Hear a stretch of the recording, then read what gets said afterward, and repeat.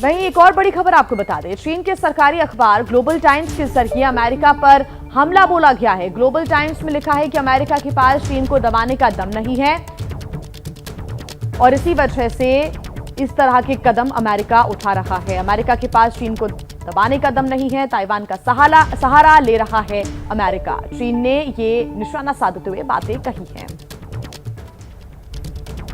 तो देखिए, नैन्सी का दौरा खत्म होने के बाद चीन एक्शन में आ गया है। कई तरह के आर्थिक प्रतिबंध लगा दिए, सैन्य अभ्यास जारी है। सवाल उठ रहा है कि चीन क्या करने वाला है।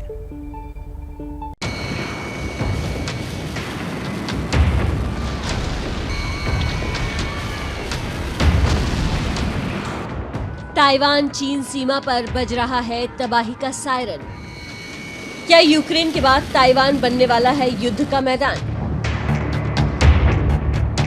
नैन्सी पेलोसी के जाते ही चीन ने ताइवान की घेराबंदी शुरू कर दी है। तो क्या चीन ताइवान पर कब्जे की तैयारी कर रहा है? आखिर क्या चल रहा है जिनपिंग के मन में? इस तस्वीर को देखकर चीन बुरी तरह से बौखला गया। चीन की तिलमिलाहट इतनी बढ़ गई कि ताइवान सीमा पर ड्रैगन के घातक हथियार गरजने लगे हैं।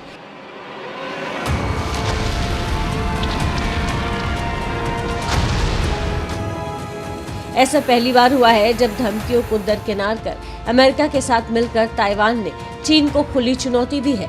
ऐसा पहली बार हुआ है जब जिनपिंग के वन चाइना पॉलिसी की नींव हिल गई है। ऐसा पहली बार हुआ है जब ताइवान को लेकर दो महाशक्तियां खुलकर आमने सामने आ गई हैं। ताइवान दौरा खत्म करके नैन्सी ने ट्वीट कर कहा, मेरे नेतृत्व में कांग्रेस सांसदों का दौरा सुनिश्चित करने के लिए था कि ताइवान के लोगों के साथ अमेरिका खड़ा है। नैन्सी ताइवान को सुरक्षा का भरोसा देकर अपने अगले पड़ाव के लिए उड़ गई।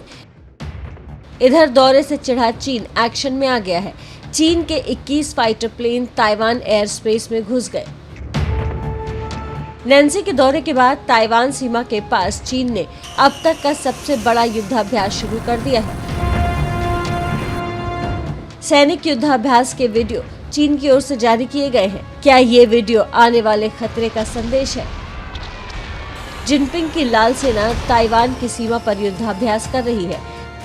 ताइवान के सटे जिन क्षेत्रों में सेना की तैनाती हुई है वो है फुजाऊ, फुजियान, क्वांझाऊ, शियानगैन, शियामेन, शांतोउ। चीन ने ताइवान से जुड़े अपने इलाकों में शक्ति प्रदर्शन कर न सिर्फ अमेरिका को चैलेंज किया है, बल्कि ताइवान को भी आने वाले वक्त में अंजाम भुगतने का इशारा कर दिया है। इस सब के पीछे नैन्सी का ताइवान प्रेम है। व्हाइट हाउस की ओर से बयान जारी कर एक बार नैन्सी के ताइवान दौरे का समर्थन किया है। Speaker has the right to make a decision on where she chooses to travel. We provide the assistance and the kind of the geopolitical briefing and kind of what we believe the national security reasons are for, or lay that out for her as she makes a decision. We do not decide where she goes. She makes that decision.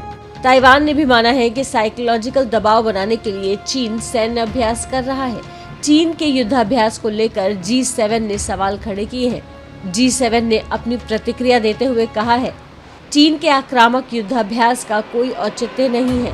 हालांकि चीन के action से ये साफ है कि वो यहीं रुकने वाला नहीं है। ऐसे में बार बार ये सवाल उठ रहा है कि क्या ये जंग की आहट है? क्या दो महाशक्तियों के बीच छोटा सा देश ताइवान पिस जाएगा? इस वक्त एक और बड़ी खबर आपको बता दें। देखिए, ताइवान से दक्षिण कोरिया दौरे पर पहुंचने के बाद नैन्सी पेलोसी ने ट्वीट किया और कहा है कि ताइवान की जनता के साथ अमेरिका खड़ा रहेगा। हम लोकतंत्र और मानवाधिकार की रक्षा के लिए प्रतिबद्ध हैं। ये ट्वीट बहुत अहम हो जाता है क्योंकि चीन तलमिलाया हुआ है नैन्सी पेलोसी की इस यात्रा से। वो जिस तरह से आई और जिस तरह से वापस लौटी और अब वो दक्षिण कोरिया पहुंच गई हैं। वहां पहुंचने के बाद उन्होंने ट्वीट किया और उन्होंने कहा कि ताइवान को लेकर ये ट्वीट किया और कहा कि अमेरिका जो है वो ताइवान के लोगों के साथ खड़ा हुआ है और चीन लगातार इस पर विरोध जता रहा है।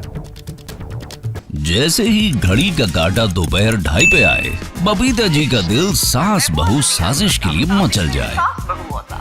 और ये है इनकी बहू, पूरे दिन ऑफिस की टेंशन हो जाए गॉन जब ये करें अपना फेवरेट शो फ्री टाइम पे ऑन। इनकी तरह आप भी देखिए अपना फेवरेट शो अपने टाइम पर और डाउनलोड कीजिए एबीपी लाइव ऐप अपने स्मार्ट टीवी पर।